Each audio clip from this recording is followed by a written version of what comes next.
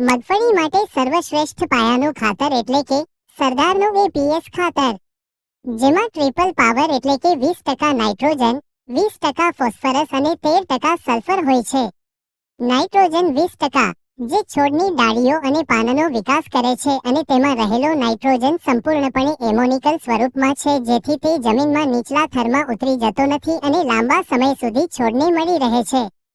Phosphorus 20%, જે પાકના મૂળનો વિકાસ અને ઉપજમાં વધારો કરે, જેમાં સરદાર એપીએસ ના ફોસ્ફરસનો 85% જેટલો હિસ્સો પાણીમાં સંપૂર્ણપણે દ્રાવ્ય હોવાથી છોડને સહેલાઈથી મળી રહે છે.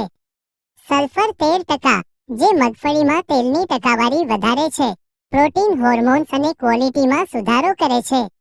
તો ખેડૂત મિત્રો, તમે પણ આ વખતે મગફળીમાં પાયાના ખાતરમાં સરદાર એપીએસનો ઉપયોગ કરી પાક ઉત્પાદન સારું લઈ વધુ નફો મેળવી શકો છો.